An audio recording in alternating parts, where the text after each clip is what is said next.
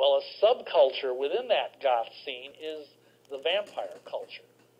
And these people, in addition to liking to dress like that, they also like to drink one another's blood. And some of these people, like I watched about a month ago, a thing on, I think it was Discovery Channel, and the whole hour was devoted to these people. And they say, oh, well, we're born with a genetic deficiency. We don't have quite enough blood.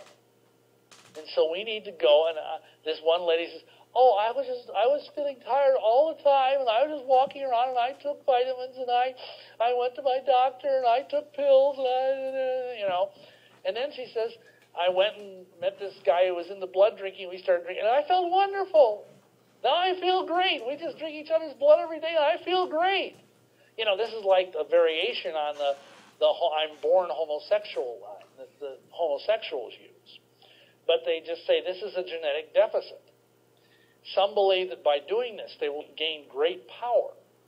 They will gain great sexual power, something like that.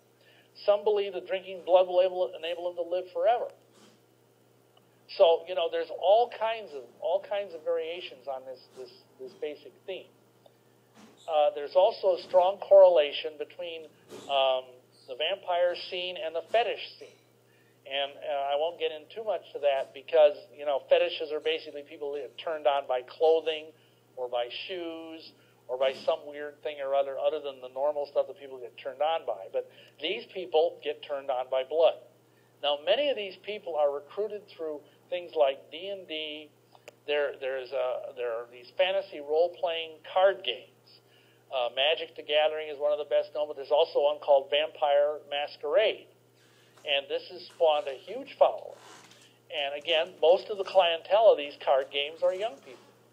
And they get into this stuff, and before you know it, they think, well, gee, wouldn't it be cool to be a vampire? I mean, who wouldn't want that, right? And so they start going out and trying to find some way to become a vampire. And believe me, there's plenty of people that'll show them how. There's vampirechurch.com. There's thedarknessembrace.com. There's vampirerave.com, and probably you can Google many others. They're everywhere. As in everything else, there are also thousands of just isolated people out there doing this stuff. There's some guys that even are so desperate they cut themselves and drink their own blood. Anyway, now some people do engage in criminal behavior. One of the most famous ones was a guy in the century before last, the famous vampire of Dusseldorf. And he would literally kill women and drink their blood. Not necessarily in that order. He'd probably drink their blood and then kill them. And he was caught and executed in Germany. So, and to this day, I have a friend out in Los Angeles who's in law enforcement.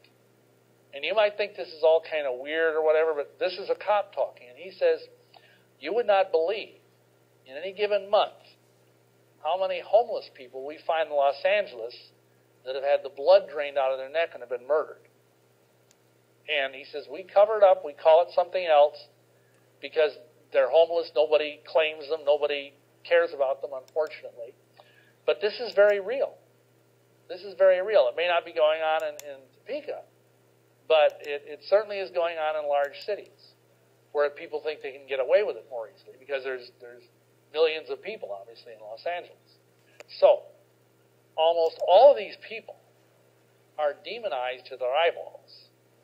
I mean, because, we're going to talk more about this later, but God says you should not drink blood. And if you do something God says you shouldn't do, then you're going to open up a door. This is how it works. Just like if you go out and you commit fornication or adultery, you're opening up a doorway.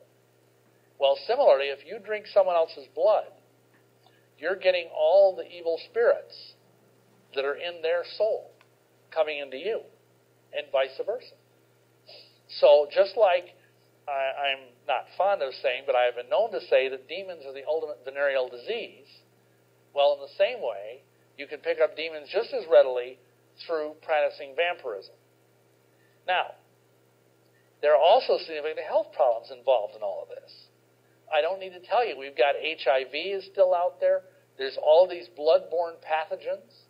Now, the vampire community would say, oh, well, we get certificates from the person's doctor before we drink their blood. Yeah, right.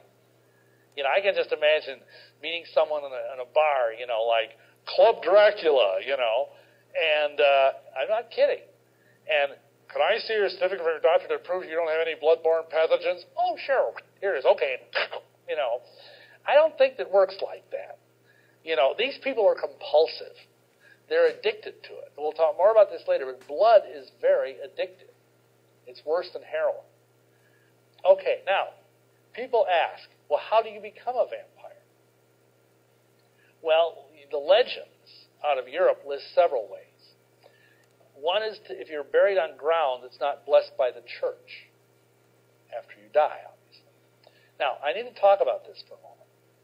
See, some of you that may have been raised Catholic, you may have heard about incorruptibles. Incorruptibles are saints that, as a virtue of their great sanctity, quote unquote, their bodies are perfectly preserved after hundreds of years.